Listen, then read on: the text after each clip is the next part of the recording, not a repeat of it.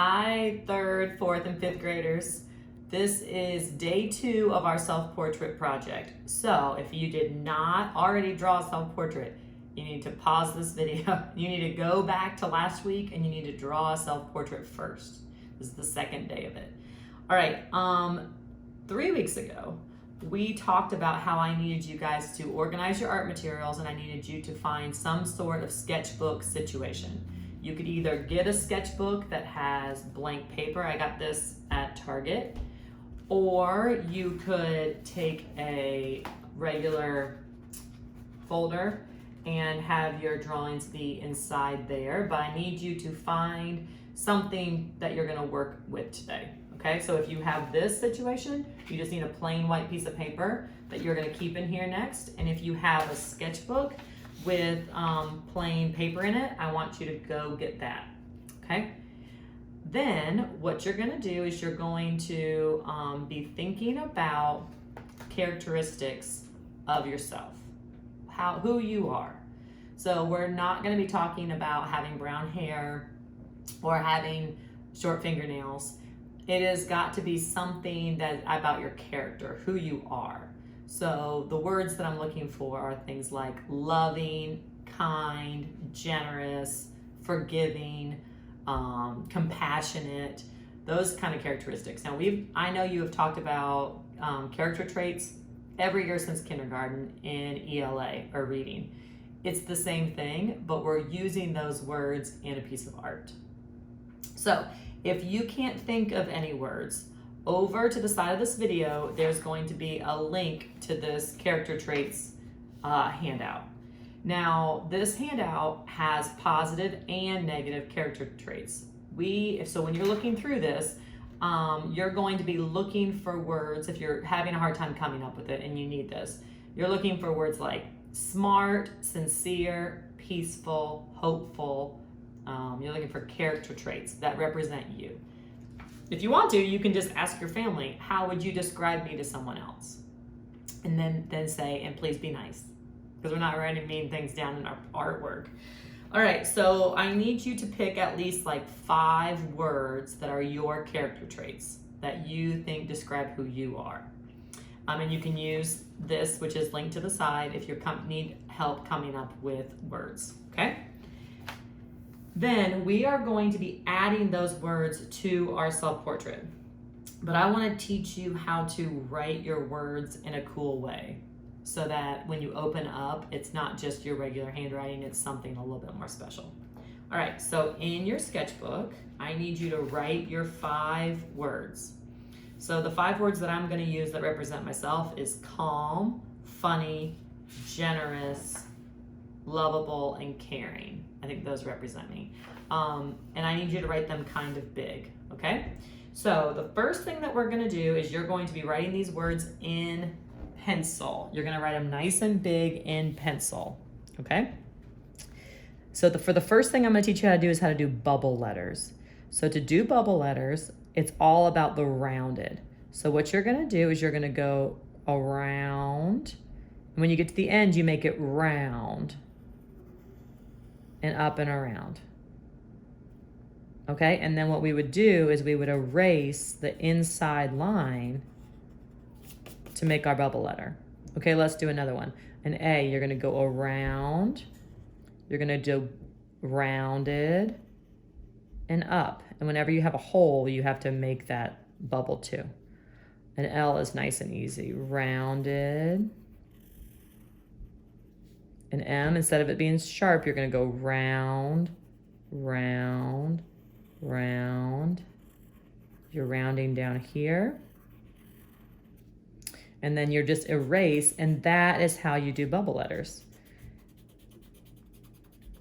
My art teacher in elementary school taught me how to do this. I also am linking to the side another video of someone doing every single letter.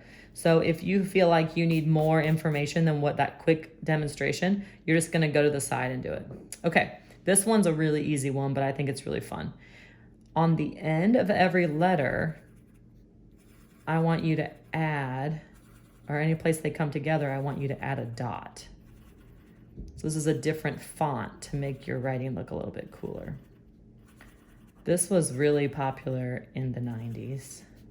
People would get a paint pen and write their name and do this. I think it's a cool little thing and pretty easy. So we've got bubble letters, we've got the dots. All right, the next thing is block letters. So block letters is a lot like bubble, but instead of any time you curve, you're gonna make it like a square, the top of a square. So up here, you're gonna go like square, down, and then like a square top. Okay, so for an E, I'm gonna, it's a little bit tight right here, but I'm gonna go, and then I'm gonna do squared off. Squared off, squared, squared. So there's another video, just like the bubble letter one that's linked to the side. If you want to, I would do that a little bit different. And we're gonna do this part right here in, make sure you're doing this in pencil so that you can practice. And if you can do bubble letters or block letters, people will always want you to be doing them. All right, then you would do the same thing, you would erase that. So the person in the video does every single letter. So if you want to do that, you can do that, okay? So that's 3 different ways to write your words. The next one is lovable. And what I'm gonna show you how to do is you're gonna color in on the ends and make it kind of triangular. It's gonna be a little thick, but at the ends, it's kind of adding a triangle so it's thicker at the top. So I went to my high school reunion, and one of my friends from growing up, she said, "Oh, you should write my name on my name tag. Remember how you used to do it with like the triangles on the end?" I was like, oh my goodness, I hadn't thought about that in forever. All right, so that's kind of triangles. That's kind of my high school style. And then if you can write in cursive, you could add a cursive. We're not gonna, if you're in 3rd grade, you're gonna learn cursive this year. And if you're in 4th and 5th grade, you guys did it before. So this is a good place to practice things, right? So the first day I did hearts, and now my sketchbook is being used to practice other techniques instead of doing it straight up on my artwork, okay? All right, the next thing you're gonna do, all right, so here's my girl. I did my hair like this on purpose so I could look like my girl today. All right, so for your self-portrait, I need you to color it in using realistic colors, if you have them. So, I cannot make my person blonde because I'm not blonde. I can't make my eyes blue because they're not blue, right? So I need to use the colors that I have that represent me. So when you're coloring, I need you to be pushing down heavy and dark, just like I did before. So I'm gonna show you what I mean. Okay, I left this part of the mask white. This is not gonna cut it, all right? You need to be pushing down heavy and dark, go slow. You always go slower when you get to your edges. You're not in a race. Take your time. And coloring takes a while. That's why I colored it before I started the video, because I don't want you to spend, you're supposed to be doing encore for like 45 minutes. I didn't want you to spend your 45 minutes watching me color. So take your time, do your very best work. Probably should have left a little bit smaller space. But it's just less distracting when you get all the white. And that's one thing I dislike about not having you guys with me, is because, you know, in the art room, I would have you guys show it to me to tell me if you thought you were done. So you have to kind of critique yourself and decide if you actually did it to the best of your ability. And it's easier to make an even color if you don't use markers. But if you need to use markers, that's fine. If you need to use colored pencils, whatever you want to use. Okay? After you color the outside, you need to color the inside. And then you're going to add your words like you practiced in your sketchbook in cool handwriting. If you want to do all bubble or all cursive, that's fine. All right, then after you've done that in pencil, you're gonna go back on top And you're only gonna do the outside shape with your Sharpie. Now, Sharpie will smear if you erase too soon. So after that, you're just gonna leave it. And we're not gonna do the erasing quite yet.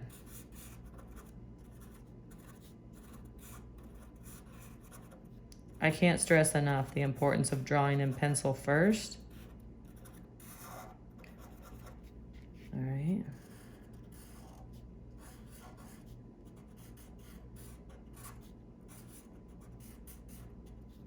And also, do not feel like you can only do the ones that I came up with. If you know some other font that you love to write in, you can totally do that. All right, after you have traced all of your words, and I'm gonna stop right here, okay? You're going to go back and you're going to erase, after it dries for a second, and you're gonna really, really, really erase any pencil lines that are showing, because nobody likes pencil lines unless it's a pencil drawing, okay? Then you can add other stuff to your picture to make this section look more interesting. So you could maybe do some bubbles around some of them. Maybe you could do some hearts. I feel like I've been doing lots of hearts for you guys, but I do really like hearts. You could do some stars. You could do some swirls. Okay, and then you're gonna color this just like you did the rest of it. Okay, I have one last thing to show you. Obviously I didn't finish that, but you guys get the point. To make the cover more interesting, I want you to pick a color that you haven't really used much. So I'm gonna do purple, and we'll start with purple. And I'm going to do lines that are coming off of her face. And what this is gonna do is it's gonna kind of make her look more exciting. These are diagonal lines, tend to show movement or excitement. And we're trying to make people want to see what's inside, which is what we're all trying to do behind our masks, right? We're trying to let people know who we are underneath there. I'll do a little bit of red too. I think that gives it a lot of energy, a lot of life, like it's alive. Like she's as exciting as maybe a real person, like you are. What do you think? And then you open it up, and then there, this is all gonna be colored too.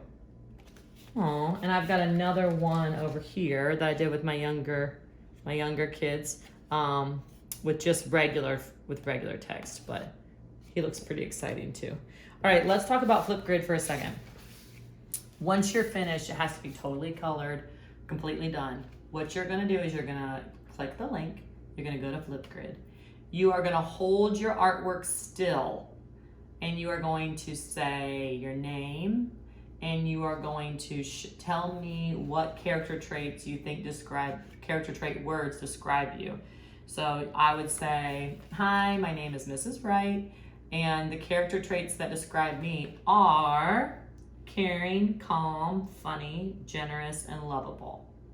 All right, so I want you to also know that the rules on Flipgrid are the rules from the classroom. So you need to be wearing, school appropriate clothes. Make sure that there isn't anybody else in the background. If like a mom's helping you and her arm's in it, that's fine. But it needs to be about you. So make sure you're wearing a shirt if you're a guy. Make sure that you're try to get the background kind of quiet. Everything's appropriate. So I can't wait to see your self-portraits. See you soon.